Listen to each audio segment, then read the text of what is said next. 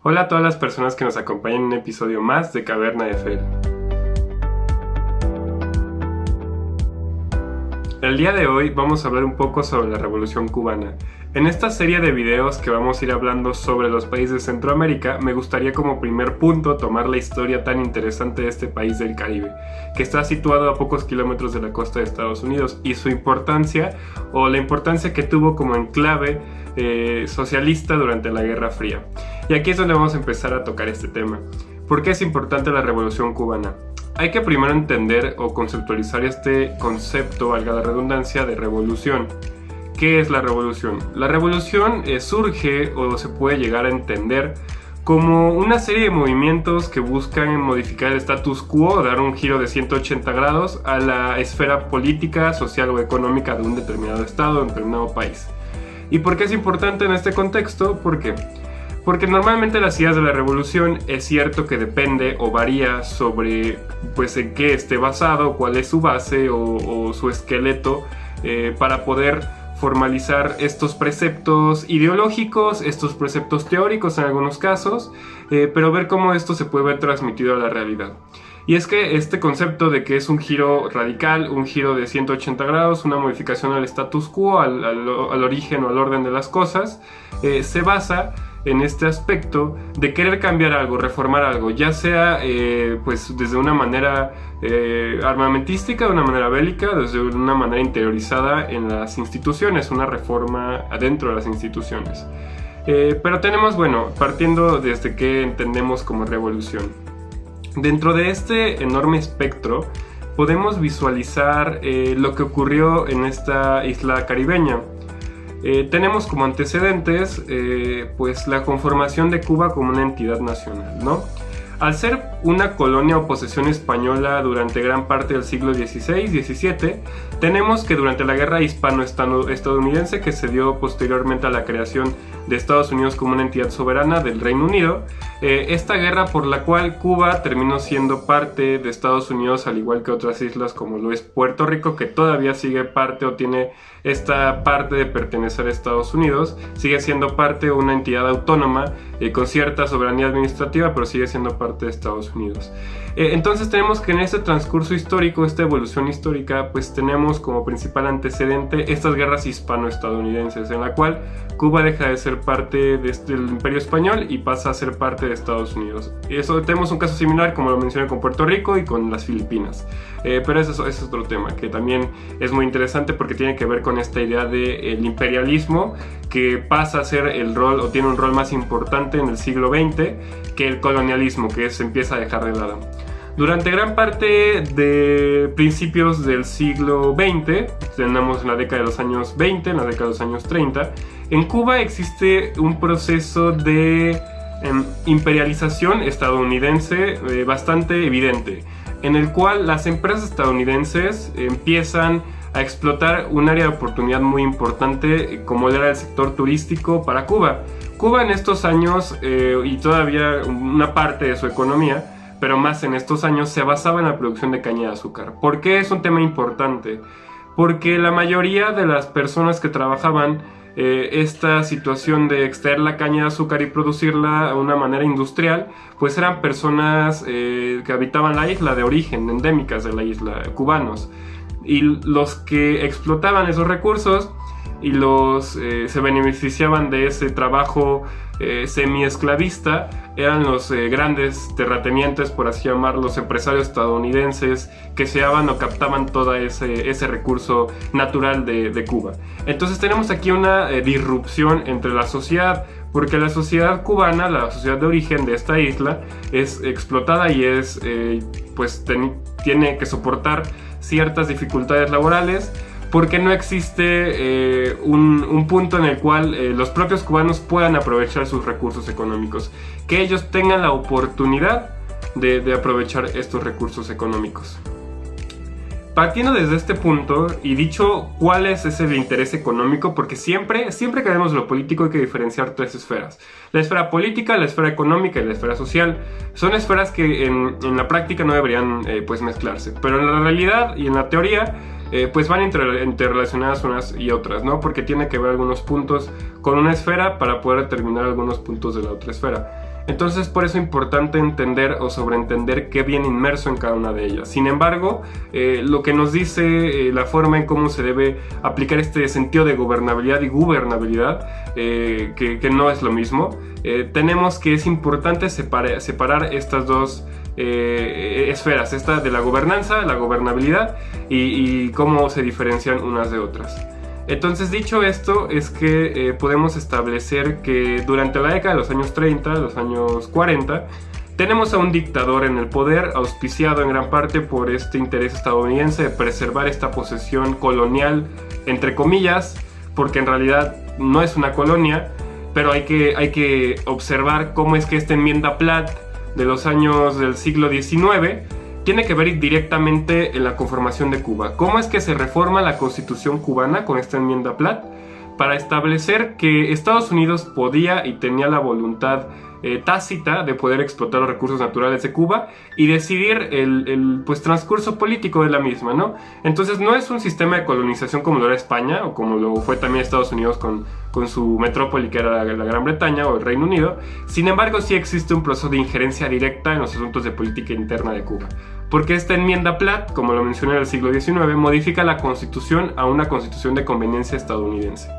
Durante este periodo y estas transformaciones, tenemos que la Revolución Cubana pues tiene como uno de sus principales promotores estas reformas que se realizaron en el siglo XIX, la enmienda Platt, la reforma económica sobre la explotación de los recursos naturales cubanos, sobre las condiciones laborales de la población de Cuba, y cómo es que solo una pues, pequeña parte de la población, si no es que es ínfima, más que pues en realidad existía este proceso, esta relación entre el terrateniente, el estadounidense, el empresario, y el cubano, que era el que elaboraba en las pues plantaciones de azúcar, de caña de azúcar.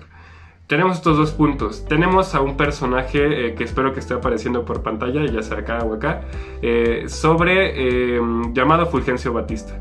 Fulgencio Batista fue un dictador pues que fue erigido desde las Fuerzas Armadas cubanas, leales a la constitución establecida, en la cual se limitaba pues esta injerencia norteamericana, y que establece un sistema dictatorial con miras o con base en fortalecer los intereses estadounidenses en esta región. Dado este contexto, tenemos que en 1949, ya entrada la década de los años 50 casi, pues empieza a surgir un movimiento primero de disidentes políticos.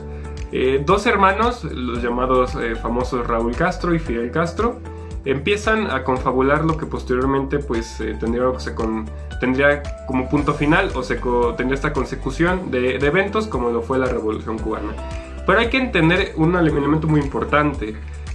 ¿Cómo es que se empieza a dar estas ideas revolucionarias, estas ideas de cambiar el status quo?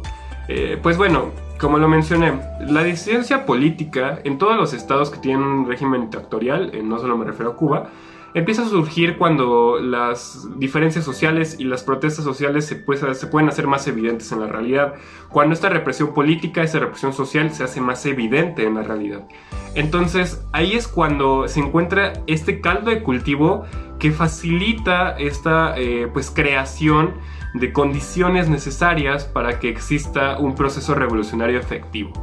Y aquí es cuando vamos a hablar directamente de lo que ocurrió durante toda pues, la década de los años 40. Lo mencioné en 1949 porque durante toda esta década pues, tenemos el surgimiento de estos opositores políticos, Fidel Castro, Raúl Castro, junto a otros cubanos que estaban en contra del régimen de Fulgencio Batista, que empiezan a pues, confabularse o a poder construir las bases para generar un movimiento revolucionario real. Tenemos que ellos son encarcelados, son deportados, hay una historia muy curiosa sobre su llegada a México, cómo en México zarpan del puerto de Veracruz para poder confabular esta revolución ya en territorio cubano, pero cómo es que se vienen a refugiar o tener como refugiados políticos en México, en la Ciudad de México, también una parte en Toluca, pero tenemos esa historia muy curiosa de cómo estos revolucionarios cubanos que reinventaron sin duda o tuvieron que ver muchísimo en el contexto, en el teatro internacional durante la Guerra Fría, tuvieron alguna parada, una escalada en nuestro hermoso país, ¿no? Entonces tenemos que después de esta serie de eventos en los cuales pues se da el encarcelamiento de estos hermanos, también tenemos una figura muy importante llamado Ernesto el Che Guevara, argentino por nacimiento. Sin embargo, pues existe este interés o este amor hacia las ideas de los hermanos Castro, la idea del movimiento cubano sobre poder establecer un sistema socialista en el mundo, al igual que la Unión Soviética, pero en esta parte del continente. También hay que entender que durante mucho tiempo del siglo XX, casi a mitades o finales o inicios ya casi del siglo XXI, en muchos países del Cono Sur existieron dictaduras militares. Es el caso de Argentina, donde es originario el acto Che Guevara, el caso de Brasil, el caso de Venezuela, Colombia. Tenemos que durante todo este siglo XX existen dictaduras militares en América del Sur.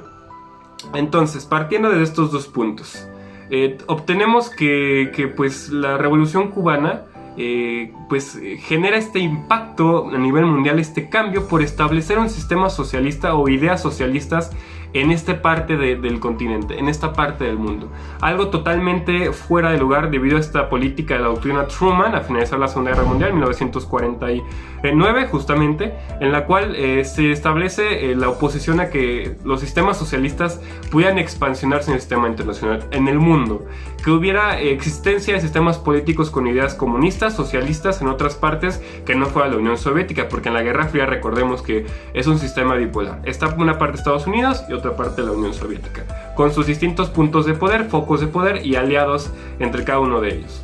Entonces tenemos esta oposición de la Guerra Fría. Este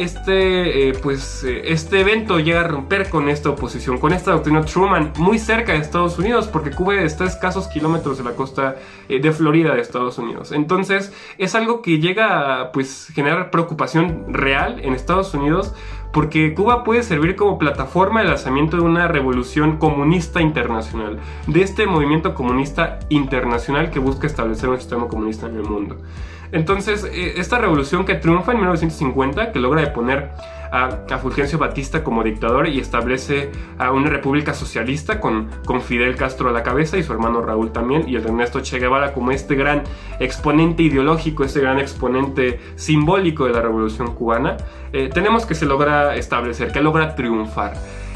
¿Y qué pasará después? Es un tema bastante interesante, por eso no me gustaría ahondar en este capítulo totalmente en lo que ocurre después, porque recordemos también que hay un intento, una invasión a la Bahía de Cochinos en Cuba por parte de la administración del presidente John F. Kennedy para intentar retomar o restablecer el sistema capitalista en esta isla del Caribe, que termina fallando en 1953 con una invasión fallida en la Bahía de Cochinos, auspiciada por la CIA y por las entidades y agencias estadounidenses, pero termina siendo un terrible fallo, un fallo de planificación y en la organización. Esto es algo que vamos a contar después, y las implicaciones que tiene Cuba en la Guerra Fría.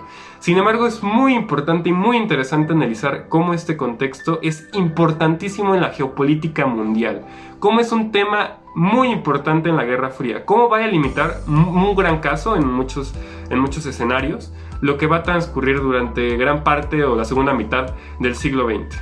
Entonces espero que se queden con esta idea de cómo la Revolución Cubana sentó un presente histórico para este continente, para la América Latina, para el Caribe, para el mundo, en torno al contexto en el cual se fraguó, en cómo se generó con esta Guerra Fría, esta oposición entre Estados Unidos y la Unión Soviética. Así que quiero que se queden con eso, que se queden con esa idea, que la Revolución Cubana, hace muy poco también se celebraba el aniversario de este evento. Es un tema muy importante, no solo por el hecho de que actualmente sigue existiendo el sistema socialista cubano mixto, podemos decirlo, con una apertura económica un poquito ya más tácita, más explícita. Sin embargo, el sistema político sigue siendo en su mayoría el legado de esta Revolución Cubana. Entonces es un tema que me gustaría analizar posteriormente, que ustedes lo tomen como un tema interesante y quizás sea de su agrado. Y pues les agradezco una vez más por acompañarme en un episodio de Caverna de Fel. Vamos a seguir analizando estos temas porque yo sé que es muy interesante y es un tema que puede llegar a generar bastante controversia. Entonces espero que lo hayan disfrutado en compañía de sus seres queridos y que tengan un grandioso inicio de semana. Muchas gracias.